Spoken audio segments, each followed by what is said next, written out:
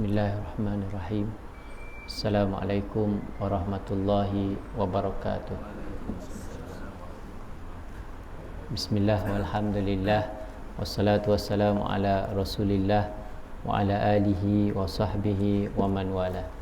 Subhanakallahumma khaira muallimin, 'allamta bil qalamil qurunil ula wa arsalta bit taurati Musa hadiyan wa ibnal batulu fa'allamal injila wa fajalta yanbu'al bayani Muhammadan fasaqal hadisa wa nawalat tanzila summa amma ba'. Alhamdulillah, pertamanya kita panjatkan rasa syukur kepada Allah Subhanahu Wa Taala atas nikmat pertemuan kita pada malam ni. InsyaAllah, pertamanya terima kasihlah kepada pihak surau yang sudi jemput saya pada malam ni. Jadi kesempatan yang ada pada malam ni, saya nak berkongsilah satu hadis daripada hadis Asy-Syama'il Al-Muhammadiyah yang dikarang oleh Al-Imam At-Tirmizi rahimahullah ta'ala daripada kitab Syama'il Muhammadi. Okay. Biasalah kalau mana-mana pun, kalau kuliah pertama ni saya suka bagi kuliah tentang ni lah. Kita ambil barakah dengan bercerita tentang kekasih kita, penghulu kita, baginda Nabi sallallahu alaihi wasallam. Jadi saya baca bab yang pertama, hadis tentang majaa fi khalqi Rasulillah sallallahu alaihi wasallam. Bab pada menyatakan bentuk tubuh Nabi sallallahu alaihi wasallam. Okey. Bismillahirrahmanirrahim. Alhamdulillah wassalamun ala ibadihi allazina istafa. Qala al-Hafiz Abu Isa Muhammad ibn Isa ibn Saurah At-Tirmizi. Kata Imam At-Tirmizi, haddatsana Ahmad bin Abdah Ad-Dabi Al-Basri. Aku dengar daripada Ahmad bin Abdah Ad-Dabi Al-Basri, wa Ali bin Hujrin, juga daripada Ali bin Hujrin, wa Abu Ja'farin Muhammad bin Husain wa huwa ibnu Abi Halimah, dan juga daripada Abu Ja'far Muhammad bin Husain, iaitu anak kepada Abi Halimah. Jadi tiga-tiga orang ni Imam Tirmizi ambil wal makna wahidun, dia riwayat sama maknalah. Qalu haddatsana Isa bin Yunus an Umar bin Abdullah maula Ghufrah. Dengar daripada Isa bin Yunus dengar daripada Umar bin Abdullah, tuan kepada Ghufrah. Ghufrah ni adalah kakak kepada Sayyidina Bilal. Jadi Umar bin Abdullah ni orang tak berapa kenal. Orang lebih kenal hamba dia, iaitu kakak pada Bilal. Jadi dia masukkan sekali Maula Ghufrah. Qala, dia kata haddatsani Ibrahim bin Muhammadin min waladi Ali bin Abi Talib. Aku dengar daripada Ibrahim bin Muhammad, iaitu anak daripada Sayyidina Ali. Dia kata keturunan daripada Sayyidina Ali. Sebab Sayyidina Ali selepas meninggalnya Siti Fatimah, dia kahwin ramai dia kahwin, dan dia ada anak-anak yang lain. Qala, dia pun kata kana Aliyun, Sayyidina Ali, iza wasafa Rasulullah sallallahu alaihi wasallam qala. Sayyidina Ali kalau dia nak sifatkan pasal Nabi, dia akan kata. Jadi kita baca pengajaran riwayat sanad-sanad yang panjang ni, kita ambil barakah lah. Inda zikri solihin tanzilur rahmah. Bila sebut nama orang soleh tu, walaupun kita tak kenal, kita tak tahu macam mana riwayat hidup dia, turun rahmat, keberkatan daripada Allah Ta'ala. Jadi yang pertamanya, hadis ni diriwayatkan oleh Sayyidina Ali. Jadi kebanyakan orang yang meriwayatkan hadis Nabi tentang rupa parah Nabi, kalau dalam bab ni ada 14 hadis, saya ambil satu hadis lah. Kebanyakan mereka adalah orang hok kecek pada zaman Nabi. Anas bin Malik, Sayyidatina Aisyah, Abdullah bin Umar, Abdullah bin Abbas, orang hok kecek zaman Nabi. Sebab apa bukan orang hok tua-tua, orang dewasa, tapi budak-budak? Ada beberapa jawapan lah.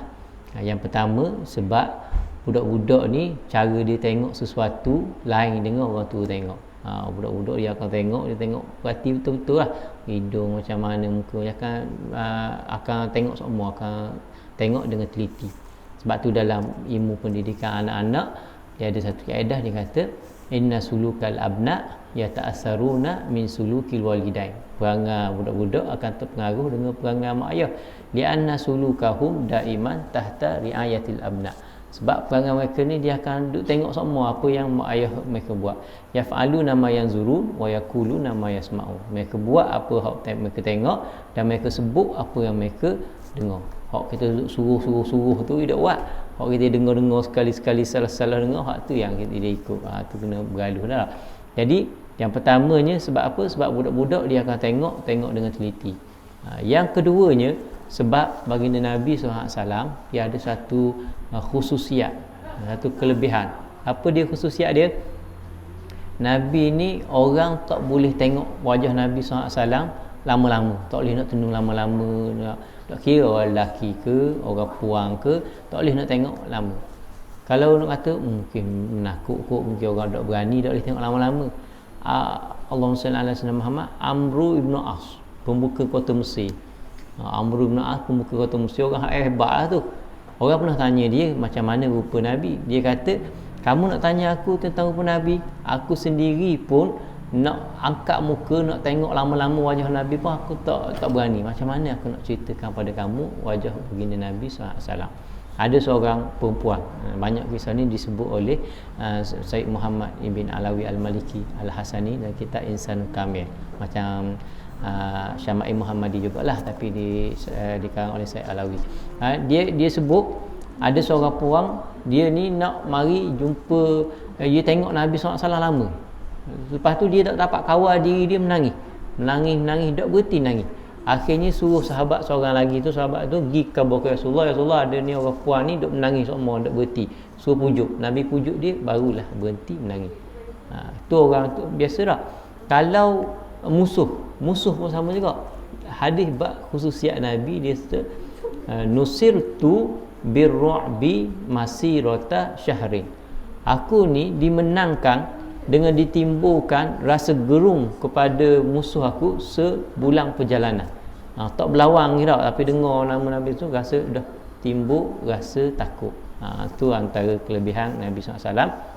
Tu antara juga sebab apa orang tua, orang hak dewasa tak riwayatkan hadis tentang bentuk wajah Nabi SAW. Hatta kalau dalam banyak-banyak riwayat, yang paling sedap didengar, paling sedap dengar bahasa dia comel adalah daripada Allahumma salli ala sayyidina Muhammad, isteri anak tiri Nabi, Khadijah. Dia pernah kahwin dengan 2 orang sebelum kahwin dengan Nabi lah. Salah seorang anak kepada Khadijah tu masa duduk sekali dengan Nabi, duduk sekali dengan dia, dengan Khadijah semua lah. Dia yang meriwayatkan hadis bentuk yang bahasa yang paling indah. Comel sekali ayat dia, sehingga kan ulama kata bukti yang Nabi ni orang yang sangat hebat. Siapakan anak tiri hok level sama umur dengan dia, tahu dah yang dia ni nikah dengan mak dia hok kaya, hok comel, mesti nak hati, mesti nak puas hati dah. Tapi boleh memberikan jawapan ataupun meriwayatkan hadis yang paling indah tentang Nabi SAW. Hadis dia selepas daripada hadis ni lah, tapi saya tak masukkan dalam buku ni. Balik kepada hadis tadi, apa kata Sayyidina Ali? Dia kata yang pertama, lam yakun Rasulullah sallallahu alaihi wasallam bitawilil mumaghid. Nabi ni taklah yang tinggi, yang terlampau tinggi. Wala bil qasiril mutaraddid, taklah rendah yang sangat rendah. Wa kana rab'atan minal qaum, sederhana je dalam kalangan kaum. Kaum tu maksud dia apa? Kaum tu maksudnya kaum lelaki. Dia kalangan orang puan dengan orang lelaki. Kalau orang tu tinggi di kalangan orang puan, rendah di kalangan lelaki dah. Maksud di kalangan orang lelaki ni, Nabi ni tak tinggi sangat, tak rendah sangat. Siapa yang tinggi dalam kalangan sahabat? Yang tinggi Sayyidina Umar lah. Masyhur cerita Sayyidina Umar besar, kalau naik kuda ke lakoh gitu je, kuda tinggi tak? Tinggi. Ataupun Abdullah bin Ubay bin Salul, ketua munafik. Tu tinggi juga, besar ni semualah. Yang Nabi duduk dengan orang tinggi, tak nampak lekeh, nampak orang rendah sangat. Kalau duduk dengan orang rendah, macam Abdullah ibnu Mas'ud, ketinggian Abdullah ibnu Mas'ud katakan separuh daripada ketinggian orang dewasa. Kecil je, kaki dia halus, bila angin tiup kaki dia, Itulah jadi nampak halus kat ni, sahabat-sahabat pun duk kat suka, duk gelak kaki dah. Nabi cover balik. Dia macam kata ni lah, kau budak zaman ni kata, oh ni body shaming tak boleh lah. Nabi buat gana, orang macam ada unsur body shaming pada sahabat, duk kat suka tengok kaki dia. Nabi kata, Nabi backup balik. Gunung belakang tu kata lebih besar banding kaki dia yang halus ni lebih besar timbangan ni daripada gunung. Nabi cover balik, tak tengok pada kekurangan tu, tapi cerita pasal kelebihan-kelebihan yang ada. Itulah tadi, balik pada tadi tu, Nabi tak terlalu tinggi, taklah terlalu rendah, sederhana dalam kalangan kaum. Ia seolah-olah membenarkan hadis yang Nabi sebut sama, khairul umur awsatuha, sebaik-baik perkara adalah yang pertengahan. Allah Ta'ala beri pada Nabi bukan sahaja akhlak Nabi yang pertengahan, rupa parah Nabi pun dalam keadaan pertengahan, taklah terlalu teruk melampau sangat, taklah terlalu kurang sangat. Kalau orang kata yang paling cantik, yang paling handsome semua adalah Nabi Yusuf alaihissalam. Kalau dalam kitab dikata kecantikan Nabi Yusuf hanyalah separuh daripada kecantikan Nabi Muhammad sallallahu alaihi wasallam. Separuh baru. Kalaulah orang puang tengok Nabi Yusuf boleh menyebabkan terluka jari dia. Sebab apa tengok Nabi SAW tak siapa terluka jari dia? Macam mana nak kata, nak jawab? Nabi ni lebih smart daripada Nabi Yusuf. Jawapan yang pertama, macam orang puang tak ditengok tu, bukan tak ada terluka jari dia, tapi tengok tu boleh menyebabkan terluka hati dia, nangis tanpa sebab. Bukan seorang orang puang. Kita umat Nabi SAW, umat akhir zaman, tak pernah tengok wajah Nabi SAW, tak pernah tahu macam mana dah. Bahasa Arab pun tak pandai. Orang duk selawat, orang duk kasidah, boleh tiba-tiba boleh nangis, boleh sedih tanpa sebab. Jadi terluka hati kita bila dibicarakan tentang kepribadian ataupun sesuatu berkaitan dengan Nabi SAW. Itu antara kelebihan yang Allah Ta'ala beri pada Nabi dah. Lebih indah, lebih cantik daripada Nabi Yusuf alaihissalam. Lam yakum bil ja'dil al-qatat. Tadi kita balik pada hal tadi tu, kata rendah macam Abdullah ibnu Mas'ud. Nabi backup balik, kata dia kehebatan dia lebih tinggi daripada itu, dia lebih besar daripada gunung sekian ni. Jadi Nabi saja cakap tu nak cover ke? Bukan. Sebab Abdullah ibnu Mas'ud ni memang orang yang terkenal dalam Islam. Antara kehebatan dia adalah dia yang bunuh Abu Jahal dalam perang Badar. Nampak halus gitu je sebab masa pergi perang Badar bawa pedang tupu, dorok eret pedang, tiba-tiba dia yang bunuh Abu Jahal. Dia kisah dia panjang lah. Ada dua orang budak nama Mu'az dan Mu'awis bin Afra, masa nak pergi perang Badar, tiba-tiba cuik tangan ni Abdul Rahman bin Auf, kata pokcik-pokcik mana si Abu Jahal, kata ni Abu Jahal, kata sebab apa kamu cari Abu Jahal? Kami dengar pada kecek mak kami cerita yang Abu Jahal ni suka hina Nabi, kami nak bunuh Abu Jahal. Yang ni lah kita kata dulu kita tak nampak cerita-cerita gini, budak umur, ada kata umur 13 dengan 14 dua orang budak tu ni, tapi pergi perang duduk barisan depan. Abdul Rahman ibn Auf yang riwayatkan hadis ni, dia kata kalau boleh lah, kata dalam peperangan ni aku nak orang yang gagah-gagah duduk sebelah kiri belah kanan aku. Tiba-tiba mari budak mari duduk sebelah tu, nak cari musuh, awak nelang, nak cari Abu Jahal. Kata bila start perang ni, dua orang budak ni seperti harimau yang nak menerkam mangsanya tu, cari Abu Jahal. Duk lawan Abu Jahal, siapa salah seorang ni Muawiyah ni siapa putus tangan dia. Putus tangan dia ni tinggal lekat dengan kulit je. Dia jalan-jalan payah ni, dia senjuh tu tangan dia tu ni, nak suruh payah nak jalan nak perang. Dan akhirnya akhir perang Badar Muawiyah ni meninggal. Muawis bin Afra. Afra tu nama mak dia. Sebab anak dia 7 orang semua mati dalam perang. Salah seorang anak dia dok mati perang, dia pergi mari jumpa Nabi, kata ya Rasulullah, anak-anak aku ni semua mati perang ni, ada seorang ni perang-perang dak mati. Dia ni dok ikhlas ke? Ada salah dok niat betul dah. Lepas setara tu dah. Bila kita baca kisah-kisah tu dulu 10 tahun dulu, kita kata mungkin dok sabar ada orang gini zaman ni. Tapi bila kita tengok cerita pasal Palestin ni semua, kita nampak benda tu. Oh, bila anak meninggal ke apa ke, mereka punya kekuatan tu lain daripada tu dah. Cara terbiah anak tu duk cerita-cerita pasal Yahudi, duk cerita ajar pasal Nabi. Jadi anak tu jadi orang yang hebat. Dulu kita kata macam mustahil tak? Anak-anak kita start daripada 7 Oktober itu sampai sekarang, cikgu-cikgu sekolah ajar nyanyi lagu, Palestin, duk ajar beci Israel tu semua lah. Kesang dia baru 2-3 bulan kalau gimana mana boleh nyanyi lagu Palestin, boleh baca doa apa ni, doa hancurkan mereka, boleh nyanyi doa tu, boleh rasa mahabbah, rasa tiba-tiba dalam masa 2 bulan anak kita boleh didik gitu. Kalau daripada kecil budaya masyarakat kita semua gitu, kata nak pergi kedai ke beli barang, ni suai dak tanya umur lah, beli aiskrim ditanya tuan kedai, aiskrim ni suai dak, kita pun malu dah orang tanya. Jadi dia terbiasa dengan benda-benda gitu. Sebenarnya kita boleh didik je masyarakat kita untuk jadi anak-anak yang hebat lah. Cuma persekitaran kadang-kadang ni tak membantu. Jadi balik kepada hadis kita tadi, yang kedua, Nabi sederhana tadi, lam yakum bil ja'dil qata ataupun qati. Nabi ni rambut dia taklah keriting yang sangat keriting. Maksud macam orang Nigeria ke tepuk keriting, memang keriting sungguhlah. Wala bisabti ataupun sabat ataupun sabit, 3 bacaan. Tidaklah luruh yang terlalu luruh, kana ja'dan rajila. Rambut Nabi ni ikan mayang. Rambut Nabi kita belajar semua dah panjang dan lebat. Ringkasan dia adalah walaj, waw lam jim. Waw ni wafrah, rambut sampai ke cuping telinga, sama ada rambut belakang sampai cuping telinga ataupun qadiyah. Dan kita Asy-Syifa bi Hukum Mustafa, rambut depan ni panjang, tarik boleh selip belakang telinga, panjanglah. Yang kedua lam, limah, jatuh, rambut tu jatuh sampai ke tekak. Jim tu jummah ni sampai ke bahu. Wa tuhibunal mala hubban jamma, suka yang banyak. Maksudnya rambut lebat, rambut yang banyak. 3 keadaan rambut Nabi SAW. Itu sifat dia, rambut yang ikan mayang. Kalau rambut Nabi yang ikan mayang semua ni, Nabi sikat tak? Nabi sikat tak rambut? Nabi sikat riban, jarang-jarang. Kadang sikat, kadang sikat. Bukan sikat sepenuh masa. Tapi yang buat sepenuh masa adalah sentiasa dalam keadaan berminyak. Minyak semua, rambut minyak. Itu antara sunnah kita boleh buat dah. Dan kalau rambut minyak tak pakai piah lah. Rambut minyak pakai piah, pakai serban.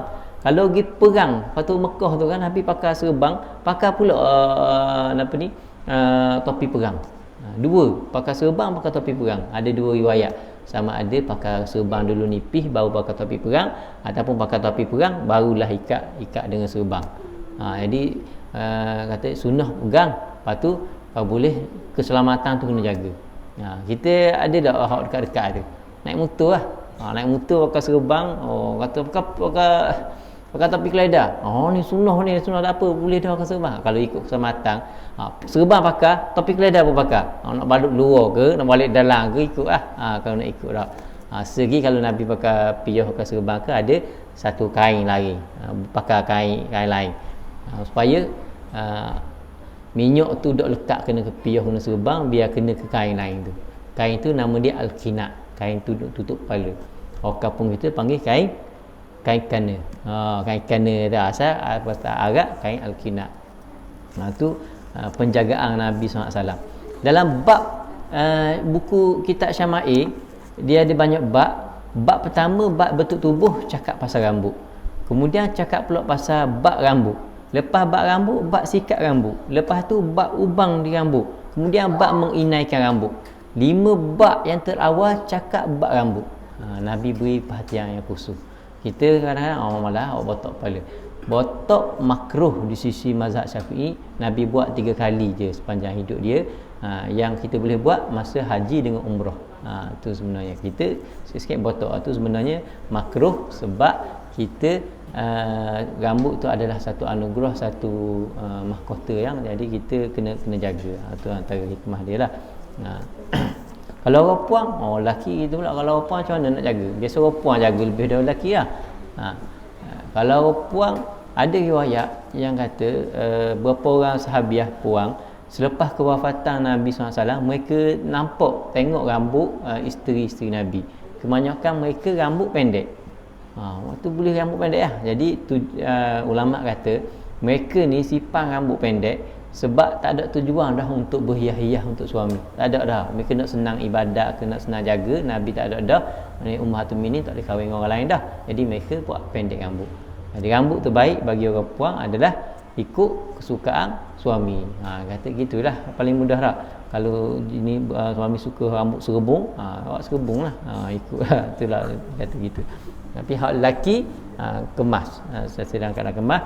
Kadang-kadang Nabi lepaskan rambut, kadang-kadang Nabi belah tengah. Pada peringkat awal Nabi lepaskan rambut. Sebab apa?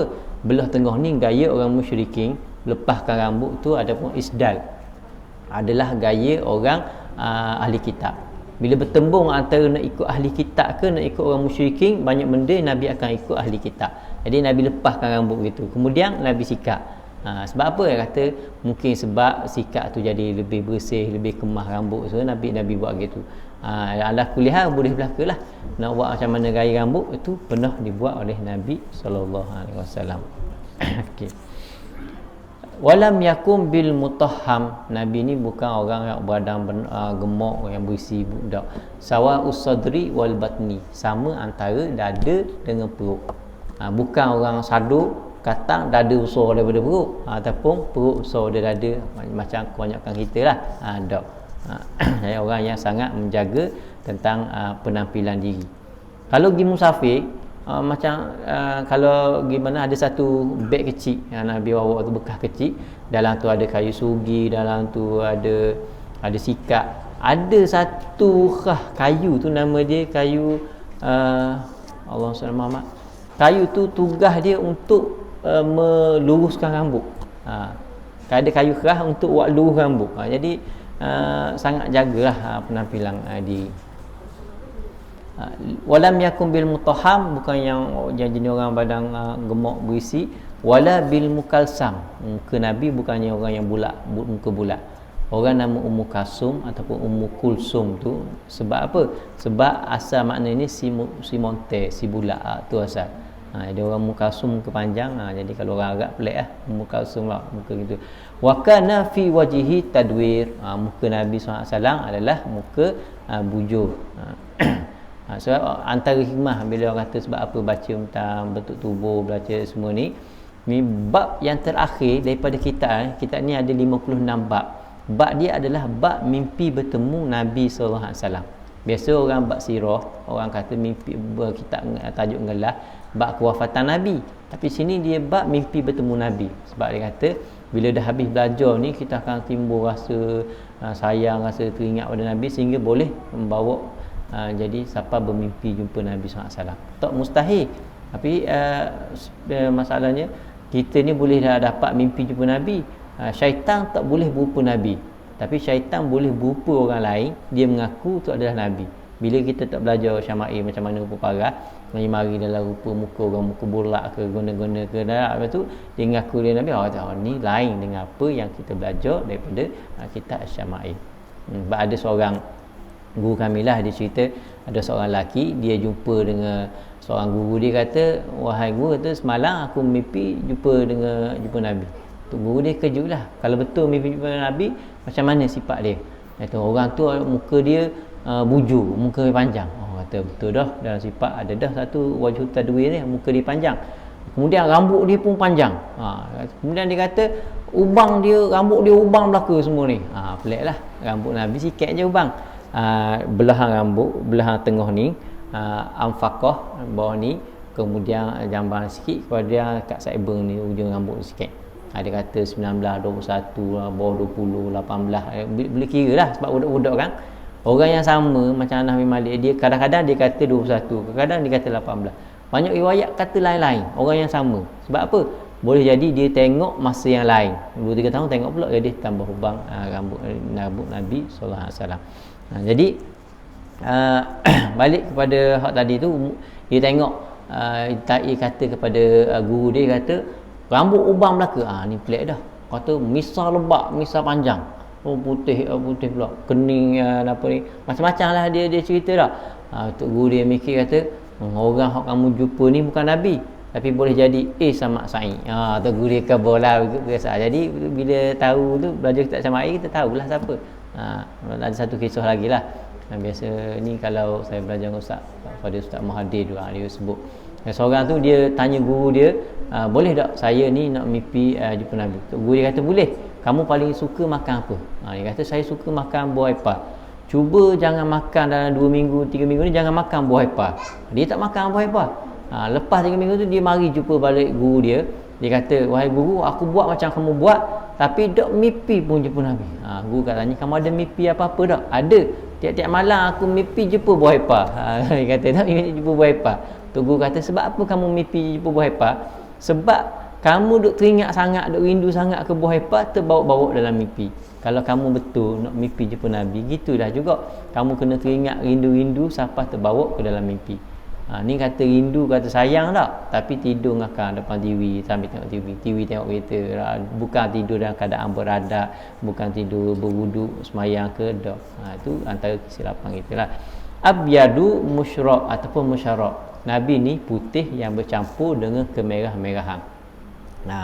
Putih bercampur kemerah-merahan, tapi dalam banyak-banyak riwayat tentang warna kulit Nabi adalah putih yang sangat-sangat putih. Jadi macam mana nak gabung? Jadi gabung dia adalah dalam keadaan biasa putih, sangat-sangat putih, tapi putih bila kena panas ataupun bila buat kerja ke apa ke, bahagian yang kena matahari tu akan jadi putih kemerah-merahan. Warna kulit Nabi yang warna, orang kata warna sama, warna pink, asmarullah, yang sangat-sangat warna tu adalah Nabi Isa. Kulit Nabi Isa adalah putih yang sangat pink terus lah kalau kulit Nabi Isa, kalau disebut dalam hadis-hadis. Tapi Nabi antara dua, putih ataupun putih kemerah-merahan. Apa hukum kata Nabi ni kulit hitam? Boleh jadi kafir, kufur orang yang kata Nabi kulit hitam, sebab warna kulit hitam bukanlah warna kemuliaan bagi seseorang. Jadi seolah-olah kalau buat dengan menghina Nabi SAW, boleh jadi kufur. Benda gitu pun tak. Jadi hari ni banyak benda yang kita buat dalam keadaan kita dok marah pada, benarnya bukan niat nak hina Nabi pun. Kita tak puas hati tengok orang tu, orang yang kita benci tu dia janggut panjang. Jadi kita pun kata, tengok orang yang janggut panjang tu dalam keadaan benci, ataupun kita menghina janggut seseorang, hina, cuba, serban ke tak. Padahal ada niat pun. Jadi takut benda tu melukai hati Nabi SAW, kena hati-hati. Sehari dua ni apa isu orang kait dengan sunnah Nabi, kita kadang-kadang emosi jadi nak marah. Besok orang lelaki poligami. Isu poligami lah. Nak marah-marah sangat jadi seolah-olah macam nak menentang tu. Padahal niat tu bukan gitu. Jadi kita kena betul lah. Kalau kita bimbang salah cakap, baik kita diam. Ada satu kisah lah. Satu kisah. Ada seorang tu dia macam tak puas hati. Ni zaman dulu lah. Zaman salah dulu. Dia tak puas hati dengan ustaz hak mengajar. Sebab kalau ustaz biasa tempat kita pun gitu kok. Kalau masuk mengajar kan dia akan mengajar baca kitab tentang kelebihan menuntut ilmu. Wa innal malaikata la tad'u ajnihatahum hubban bima yasma. Para malaikat akan bertangkah sayap-sayap mereka kerana redha dengan apa yang mereka buat. Dia masuk dalam majlis ilmu tu, esokan tu dia mari dia pakai kasut. Ada duri, kasut dia mau masuk dalam majlis. Orang tanya sebab apa buat gitu? Dia kata sebab aku dengar ustaz kata malaikat akan bentangkan sayap-sayap. Aku pakai kasut ni biar sayap malaikat tu cari habis. Ini buat gurau, kata gitu je. Masa tu juga kaki dia tu jadi lumpuh, tak boleh gerak, tak boleh jalan aku. Asal macam nak gurau-gurau tu. Jadi jangan benda yang berkait dengan batang tubuh Nabi SAW ataupun berkaitan dengan sunnah. Jadi kita kena berhati-hati dalam menentukan sebarang perkataan. Nak marah ke lelaki ni habis semua. Apakah benda ke sunnah Nabi pun habis dia dilarang semua dah. Tu benda yang tak kenalah. Okey. Ad'ajul ainain. Ad'ajul ainain ni maksudnya mata Nabi warna hitam. Bukan kelabu, bukan hijau, kenapa? Jadi mata Nabi SAW ni hak hitam ni hitam, hak putih ni sangat putih. Melainkan ada beberapa ulama dia syarah, dia kata maksud ashkalul ainain. Dia kata ashkalul ainain itu mata besar. Dia kata pada mata putih Nabi tu ada warna merah sikit. Nabi dan juga semua Nabi-Nabi ulul azmi pada mata merah putih mereka tak ada merah sikit ujung. Sebab apa merah? Sebab banyak ujian yang mereka terima. Nabi ulul azmi ma'an, mim alif mim ainu, Muhammad, Ibrahim, Musa, Isa, Nuh. Jadi semua mereka ni banyak ujian yang mereka terima, jadi ada merah sikit pada mata kita.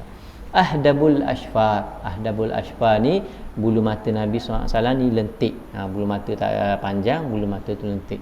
Dalam hadis ni dia tak sebut tentang kening. Hadis lain dia sebut kening. Sawabi fi ghairi qarni. Kening Nabi ni lebat, lentik, ni lebat, panjang tapi tak bersambung. Dia kata sebab bagi orang Arab kening sambung tu tak comel. Bagi orang ajam, bukan Arab, orang comel dia ni kena sambung, kita kata tak? Tu orang. Bagi orang Arab hampir bersambung barulah comel. Kalau sambung tu jadi tak comel. Bila sebut pasal kening Nabi ni, sawabi fi ni dia sambung satu lagi. Bainahuma irkun yudiru al-ghadab. Di antara dua kening ni ada satu orang yang timbul taing marah. Siapa yang riwayatkan hadis ni? Hindun bin Abi Halah. Siapa Hindun bin Abi Halah? Hak saya kata tadi tu, yang anak tiri Nabi hak duduk serumah Nabi tu. Ayat dia comel-comel kata bainahuma irkun yudiru al-ghadab. Ada satu orang timbul taing marah. Jadi orang kulit putih taing dia marah, orang nampak tubik orang hijau, tubik orang biru, nampak sangat dia marah, muka jadi merah kan. Nabi jadi tu marah sangat. Jadi orang kata kalau orang yang tubik orang hijau, orang biru ni marah biasa-biasa ke marah hak sungguh-sungguh? Marah hak sungguh-sungguh lah. Nabi ada sifat marah hak gitu ke? Kan Nabi orang sabar, orang yang tenang lah. Nabi akan marah pada benda yang sepatutnya marah. Kalau benda tu berkaitan dengan diri, orang kata ke diri Nabi ke tarik keluarga ke apa, Nabi tak marah. Kisah yang masyhur sekali adalah kisah Zaid bin Sa'nah. Zaid bin Sa'nah orang Yahudi. Asalnya pendeta Yahudi, belajar kitab semua dah. Dia saja je, dia mari tu dibaca dah kitab Nabi akhir zaman ni, orang yang halim, orang yang lemak lembut ni, orang yang dapat tahan kemarahan. Dia nak test Nabi ni marah ke tak marah. Dia kata, ya Rasulullah, wahai Muhammad, bila mu nak bayar hutang aku? Masa tu Nabi, kalau kita pun marah dah. Kita duduk tunjuk gambar, duduk kamera Highland, duduk jalan-jalan tu ada komen sikit kata, oh sedap jalan hutang aku pula ya, bila nak bayar zaman aku tak bayar. Jadi marah itu. Sini nak komen marah lah. Nabi ni depan majlis duduk depan orang ramai, dia mari. Yahudi pula mari dalam majlis kata, wahai Muhammad, bila mu nak bayar hutang aku? Masa tu Nabi tak marah, hak marahnya Umar lah, masyhur. Umar buka pedang kata, wahai Rasulullah, izinkan aku biar aku penggal leher dia. Masa tu baru Nabi marah, sebab menakut-nakutkan. Nabi kata, wahai Umar, kamu sepatutnya tunjuk yang lebih baik daripada ni. Sepatutnya kamu suruh aku bayar hutang, kamu suruh dia minta hutang baik-baik. Kata, sebagai balasan kamu kena tolong bayar untuk aku ni 2 kali ganda. Satu bayar hutang aku, satu lagi kamu bayar ganti rugi sebab kamu dah menakut-nakutkan dia. Nabi sebut gitu lah. Nabi marah sungguh lah. Lepas tu Sayyidina Umar pun pergi keluar sekali dengan Yahudi tu, nak ajak pergi ke rumah nak bayar. Dalam perjalanan Yahudi tu khabar, sebenarnya aku ni adalah pendeta Yahudi, aku dah belajar kitab Nabi akhir zaman ni sifat-sifat macam mana. Jadi dah nampak dah sifat tu pada Nabi SAW. Bila mari semula, akhirnya orang Yahudi tu masuk Islam. Sebab orang Yahudi memang mereka ni dalam kitab-kitab mereka dah ada dah kenyataan, banyak hadis cerita tak terima sedekah, hanya ambil hadiah, ada tanda khatamun nubuwah, kata orang yang halim, banyak dalam tu dah. Dan mereka pun bila tahu Nabi SAW tu dah tahu dah ni dah orangnya, tapi mereka tak boleh terima hakikat sebab mereka kata mereka adalah bangsa yang terbaik. Dan Nabi akhir zaman mari daripada jalur Ishaq, jalur Bani Israel, bukannya jalur Ismail. Jadi mereka tak puas hati yang itulah, akhirnya mereka tolak. Itulah orang Yahudi ni daripada awal lagi tu mereka dah kalau ikutnya mereka dah menunggu-nunggulah dia Nabi akhir zaman, tapi daripada golongan mereka. Bab tadi tu Nabi SAW tak boleh kawan marah. Kalau yang Nabi marah sungguh-sungguh time mana? Yang bila ada sahabat-sahabat mati kena bunuh. Mereka daripada luar, orang musyrik daripada luar mari jumpa Nabi, suruh bawa orang-orang pandang ngapal Quran, ngajar Quran. Nabi atok puluhan sahabat lagi semua ni, kapal tengah semua mati kena bunuh, seorang yang dang lagi. Nabi marah, Nabi doa laknat, ya kata Allahumma barik syama'una. Nabi angkat tangan tinggi-tinggi doa masa semayang semua ni, hatta sehinggalah nampak ketiaknya yang putih. Ketiak Nabi putih. Nabi doa sungguh-sungguh. Memang doa sungguh-sungguh lah, doa laknat semua lah. Jadi benda tu time marah kena marah. Ada orang kata, oh bagus dia ni, saya kenal dia ni 30 tahun, kata pergi surah sekali, pergi makan sekali, tak pernah sekali pun tengok dia ni marah. Tak pernah marah orang pun, orang tak ada pernah buat jahat ke dia, ataupun dia tak pernah tengok orang marah ke orang kezaliman Yahudi ke orang semua. Dia relax, tak ada marah, cool dia sama. Maksudnya kalau tak ada sifat marah, dia akan jadi orang yang pengecut. Jadi kena ada sifat marah. Laisa syadidu bisur'ah, innamas syadidu may yamliku nafsahu indal ghadab. Bukanlah orang yang gagah, orang perkasa tu orang yang boleh menewahkan musuh dia bila gocoh ke apa ke. Tapi yang gagah adalah yang boleh tahan diri bila marah. Maksudnya orang yang hebat, orang yang ada sifat marah, tapi bila time yang marah dia boleh kawal marah dia. Tu yang hebat. Kalau dulu-dululah budak-budak tengok cerita kartun, ada cerita Angry Bird. Ada cerita Angry Bird. Ada cerita Angry Bird the movie tu kan. Orang lain, burung-burung lain tu relax dah marah. Dia 2-3 ekor ada jenis hak jadi marah ni. Keni lebak semua ni. Kalau cerita burung tu lah. Kalau budak-budak dia suka tengok cerita tu. Masalah ni bila macam kisah Yahudi daripada luar mari sekapar babi sekapar mari duduk mai kat pulau dia. Bila nak curi telur dia tu, buat lari pula tu lah, orang lain terpinga, tak tahu nak buat kena, nak lawan pun tak boleh sebab mereka ni orang baik. Akhirnya Angry Bird kata, kalau kita nak lawan mereka, yang pertama kita kena ada sifat marah. Semua kamu ni cuak keni, lebak, wak bekeng belaka semua. Dia ajar orang supaya marah. Bila ada sifat marah, barulah kita boleh naik kapal, kita pergi kejar dia, nak pergi serang dia balik. Tu kita ada tempat yang kena marah. Bukan sentiasa dalam keadaan tenang, relax semua. Tu pun tak kena rap. Jadi sambung hak tadi, jalilul musyashi wal katat. Nabi ni tebal, besar bahu dia, lebar bahu semua. Ajrat maksud dia tidak berbulu. Kalau kuda yang ajrat yang ada bulu-bulu halus, bukan tak ada bulu terus. Yang satu lagi, lepas sebut Nabi ni tak ada bulu, Nabi ni ada bulu di beberapa tempat. Yang pertama di bahagian atas ni ada ni, yang kedua di bahu, yang ketiga di ni dekat awal lengan ni, sini ada bulu yang banyak. Kemudian zu masyrubah, ada bulu dada. Bulu dada daripada lubah tekak ni sampailah ke bawah, yajri kal khat, sebaris dia semua rak. Benda ni yang ahli mungkin sebab dia duduk di rumah duduk sekali, tetapi orang yang duduk di luar daripada tu pun boleh tengok, boleh tahu juga yang keadaan Nabi SAW dalam keadaan ada bulu dada ni, boleh tengok keadaan Nabi tanpa ada pakai baju. Jadi kita kata bukan yang orang yang eksklusif sangat lah.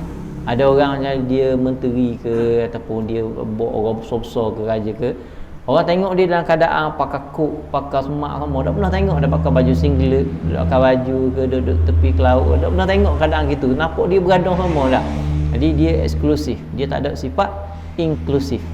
Dulu transformasi Terengganu baru dulu kan, ada kat inklusif, maksudnya boleh jumpa ni, tak ada orang boleh kacau, tu ada sifat inklusif. Jadi Nabi SAW orang yang inklusif. Raja luar mari nak jumpa dengan dia, pergi bawa pergi jalan ke rumah, tiba-tiba puan duk tanya masalah, dia boleh sembang lu dengan puan tanya masalah, biar je raja duk sebelah semula. Tu sifat Nabi SAW. Dari itu kita ambil pengajaran daripada Zu Masyrubah. Sebab ada satu ketika yang masa tu perang. Lepas habis selesai perang, Nabi macam berehat kejap. Tu dah ambil buka baju, sidar kat pokok, ambil pedang pun sini, Nabi duduk berehat bawah pokok. Sahabat duduk kat pokok jauh-jauh sikit. Masa tu tiba-tiba mari orang musuh, senyap-senyap pihak musuh ambil pedang Nabi sendiri, ambil buh tekuk Nabi. Kata may yamna'uka minni ya Muhammad, sekarang siapa yang nak halang kamu daripada bunuh aku wahai Muhammad? Kemudian Nabi kata Allah. Bila tengok Nabi yakin tu, tiba-tiba orang tu jadi macam kerah, pedang dia jatuh jadi kerah. Nabi ambil balik pedang, tu buh tekuk dia balik. Nabi kata may yamna'uka minni, sekarang siapa yang nak menghalang kamu daripada aku? Masa tu dia tahu, dia dah tahu dah cerita yang siapa-siapa yang mengucap 2 kalimah syahadah, Nabi akan tak akan bunuh dia lah. Masa tu dia belakang dia mengucap asyhadu alla ilaha illallah asyhadu anna muhammadar rasulullah, dan Nabi pun biar. Sahabat hak lain hak mari tu marah, kata Rasulullah sepatutnya dia nak bunuh kamu dah tadi, boleh bunuh dah, patutnya gitu dah, tapi Nabi maafkan dia. Sebenarnya ada cerita hak panjang, sebab orang hak nak kena bunuh dia yang riwayatkan hadis ni. Dia kata sebenarnya dia mari daripada sebuah kampung. Sebelum dia mari tu dia dah berjanji dah dengan orang kampung dia akan bunuh Muhammad, dia akan macam-macam dia cerita dia. Tapi bila dia mari tu, bila dia dimaafkan oleh Nabi SAW, dia balik ke kampung dia mengaku dia mengucap 2 kalimah syahadah sebenarnya. Akhirnya satu kampung tu jadi Islam dengan sebab Nabi bebaskan orang tadi tu. ada hikmah di suatu benda yang kita rasa kita tak setuju dengan benda tu, bagi kita benda tu tak apa comel, tapi ada hikmah, mungkin ada kelebihan lain yang kita tak tahu tak. Zu masyrubah, Nabi ni ada bulu dada. Syashnul kaffaini wal qadamain, tebal tapak tangan, tebal tapak kaki. Jadi berbeza antara dua riwayat. Anas bin Malik pernah kata, aku pegang khuzzin, kain bulu, aku pegang hariring, kain sutera, kemudian aku pegang tangan Nabi SAW, aku dapati tangan Nabi ni lebih lembut daripada kain bulu, kain sutera. Tapi hadis ni kata tebal tapak tangan, tebal tapak kaki. Dia macam bertentangan. Dia kata dalam keadaan biasa, tangan Nabi ni sangat-sangat lembut. Macam kita salang tangan tok guru, tangan orang hebat dan lembut tangan dia. Tapi bila buat kerja, akan buat kerja sungguh-sungguh lah. Orang hak tangan lembut ni kan, kalau sekali-sekali pegang cakur, habis hak bekok, nampak tangan tak buat kerja semua. Jadi Nabi SAW kalau buat kerja, pegang pedang ke apa ke, memang akan jadi kerah tangan ni, memang tu sungguh-sungguh buat kerja. Tapi kalau dalam keadaan biasa, sangat lembut. Kaki pun gitu juga. Iza masya ka'annama yanhattu fi sabab, kalau berjalan seperti mana orang turun daripada tempat tinggi. Apa sifat orang turun daripada sifat tinggi? Paling kurang ada 3. Yang pertama, mata tengok ke bawah, bukan dia tengok ke atas, kadang-kadang sombong lah, tak, orang yang rendah diri. Yang kedua, orang turun daripada tempat tinggi, dia jalan laju, bukan dia jalan lembek gitu, jalan cepat, jalan laju. Dan yang 3, dia tapak kuat lah, dia orang tapak, bukannya orang ngeret kaki lah. Apa ni panggil foot shuffle, ada canggah ngeret kaki tu semua tu dok. Orang malas ke nampak kita gaya tak, mari mayang sini. Macam kalau kita surah kayu ke surah kayu lah, kita kenal orang, imam tu kenal, lambat ni siapa ni, Pok Mak sana, cara jalan ngeret kaki belagi, boleh kenal kalau kadang tu surah-surah kecil semua. Jadi Nabi ni orang jalan laju, jalan cepat. Kalau duduk dengan sahabat, jalan dengan sahabat, Nabi duduk depan ke duduk belakang? Kebanyakannya Nabi akan duduk di belakang, melainkan dalam beberapa keadaan. Yang pertama, kalau perang Nabi akan duduk depan. Yang kedua, kalau dijemput ke makan, kenduri makan, biasa Nabi akan duduk depan, meraikan tuan rumah. Banyaklah kisah Nabi duduk kenduri, Nabi akan duduk depan. Kadang-kadang kita jemput tu tak sungguh mana, sebab orang besar YB kenapa ke, dia mari mujur biasa atau PA tu lah.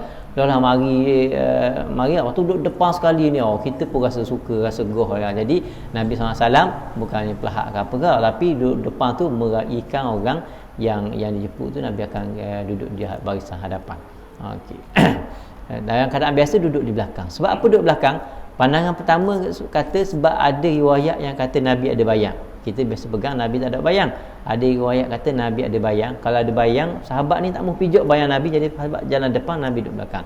Yang kedua, sebab kalau Nabi ke mana-mana dikatakan ada para malaikat. Jadi para malaikat duduk belakang, jadi sahabat akan duduk depan. Yang ketiga, sifat Nabi SAW selaku seorang muallim, seorang pendidik. Jadi bila duduk di belakang, kau tengok kesalahan-kesalahan yang dibuat oleh para sahabat, Nabi akan nampak, Nabi akan tegur. Dan yang keempat, yang Nabi duduk belakang sebab Nabi ni suka berkhidmat kepada orang lain. Kalau dah musafir kata, biasa orang belakang, tugas dia kalau ada benda jatuh kena akan jual kutip. Nabi berkhidmat untuk para sahabat, tak embuhlah nampak berbeza daripada sahabat-sahabat yang lain. Yang tu sifat sebab apa Nabi duduk di belakang. Walaupun duduk di belakang, Nabi jalan laju, sahabat kata ka'annal ardu tutwa alaihi, seolah-olah bumi tu dilipat untuk Nabi. Orang kata ni hebat jalan laju lipat bumi.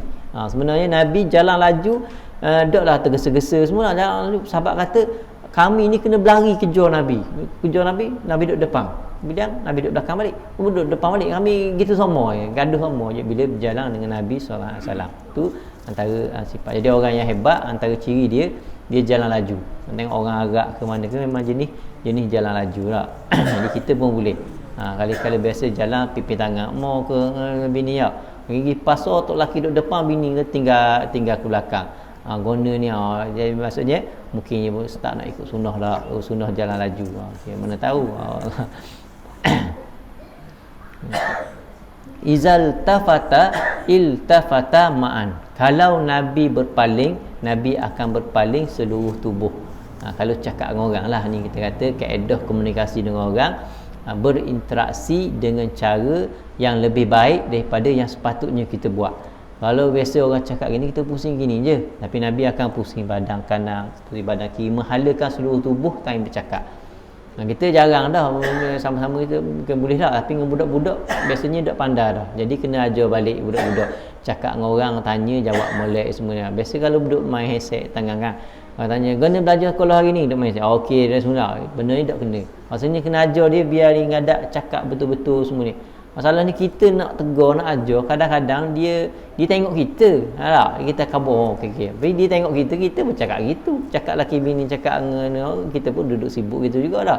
Kadang-kadang kita duk telefon kawan, lama 10 tahun duk jumpa, mari minum kedai sekali ah. Duk kedai dah, masa abang dia duk sembang kita main headset gitu dah. Kita pun duk beri perhatian bila orang bercakap. Jadi kaedahnya adalah berinteraksi dengan yang lebih baik daripada yang sepatutnya kita buat. Itu kaedah kita berinteraksi dengan orang. Nabi SAW dalam kisah yang masyhur, yang kisah apa? Surah Abasa wa Tawalla tu kan. Ada orang yang memasangkan muka, ada orang yang memalingkan kepala. Anja ahul a'ma, bila mari orang buta. Wa ma yudrika la'allahu yazakka, kamu tak tahu boleh jadi dia ni nak membersihkan diri dia. Au yazakkaru fatanfa'u zikra, ataupun dia dapat peringatan, dapat manfaat dari peringatan. Tapi orang hok kamu duk sibuk cara ni, sebab Nabi masa tu duduk dengan kafir Quraisy. Mari dia Abdullah ibn Ummi Maktum orang buta. Dia ni orang hok rapat dengan Nabi lah, dia anak beranak sekali dengan Khadijah. Jadi tiba-tiba dia panggil, Nabi tengah bincang tu, dia panggil, "Ya Muhammad, alimni mimma 'allamakallah." Wahai Muhammad, ajarkan aku apa yang Allah ajarkan kepada kamu. Orang buta ni mari sound daripada jauh. Jadi orang kafir Quraisy tak kata apa-apa, tapi dalam diri Nabi rasa mungkin orang Quraisy ni fikir yang pengikut Nabi ni tak respect sebab panggil nama gitu pula, sound tengah orang bincang gitu tak. Jadi Nabi pun buat apa? Nabi masangkan muka, Nabi memalingkan kepala. Perbuatan Nabi tu salah tak salah? Kata orang buta mari panggil gitu, Nabi masang, Nabi pusing kepala. Orang buta dia nak tahu tak tahu pun. Jadi benda tu biasa, tak ada masalah. Tapi ada satu kaedah disebut hasanatul abrar sayyiatul muqarrabin. Ada benda yang baik bagi orang biasa-biasa, tapi orang hak level dia tinggi sikit pada orang lain, benda tu jadi buruk. Untuk imam ke apa ke, main apa ni, main joget-joget depan TikTok ke apa ke tak. Dia orang nampak pelik Tok Imam buat gitu tak. Padahal kalau orang budak-budak duduk main gitu, benda tu biasa je. Jadi dia level dia lain, kedudukan dia lain.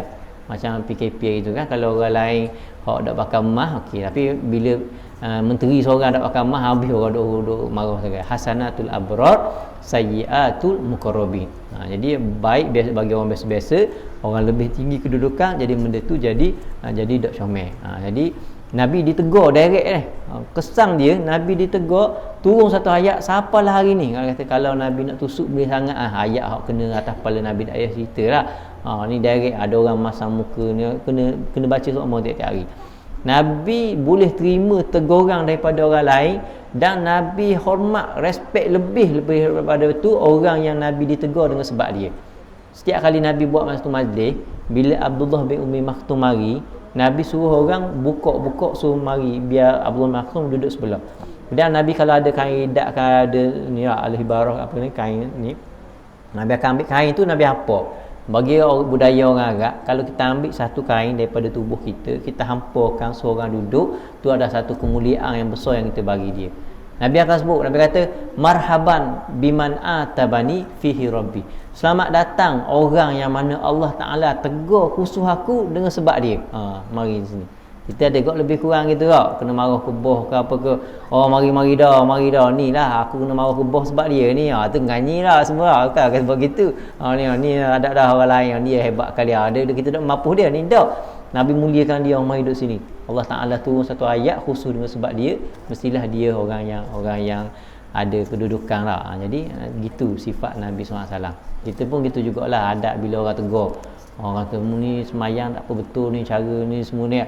Aku ni 20 tahun 30 tahun duduk surah, tak ada orang tegur pun tegur. Esok dak mari terus surah. Mari beras hati orang tegur dia orang tua orang tak boleh. Itu antara benda-benda hak dak comel lah. Tanda kita ni, jiwa kita ni kuat ke tak ke apa ke semuanya, ikhlas ke tak kita ni. Kalau orang tegur kita, kita boleh terima tegur orang dengan hati yang terbuka tak. Biasa kalau surah-surah masing-masing, biasa orang tegur ni, dia kalau ustaz tegur semayang kena rapat, tak boleh jarak-jarak sangat, kata biar rapat. Kadang-kadang benda gitu pun jadi berasa hati tak. Tu benda tak boleh. Siapakan orang lain kena pakak, kena jaga hati dia seorang. Patutnya dok. Kita kalau boleh boleh tak menyusahkan orang lain dalam beramal dan juga buat mengajar apa-apa lah. InsyaAllah. Kalau ikut ada panjangnya, tapi kita dah masuk waktu isyak, jadi kita sekadar itulah, ada masa lebih, kita akan habiskanlah separuh lagi daripada hari ini. Jadi banyak yang benda kita sebut tadi sebenarnya tentang rupa parah Nabi SAW, akhlak, tapi banyak yang bentuk tubuh Nabi itu dia dah menggambarkan tentang akhlak Nabi. Sebab tu orang kata, sebab apa hadis ni kita ada, dia mula dengan bentuk tubuh Nabi, padahal Allah ni, innallaha la yanzuru ila suwarikum, Allah tak tengok rupa parah kamu, wala ila ajsamikum, bentuk badan kamu, walakin yanzur ila qulubikum, Allah tengok hati. Sebab apa nak cerita pasal Nabi, nak cerita pasal tangan, nak cerita semua tak? Sebab kali pertama kita jumpa dengan orang, yang pertama kita tengok adalah diri dia, barulah kita kenal hati dia tak. Dan yang kedua, bila disebutkan tentang bentuk apa parah Nabi itu, dia akan menambahkan rasa mahabbah, rasa kecintaan kita pada baginda Nabi sallallahu alaihi wasallam.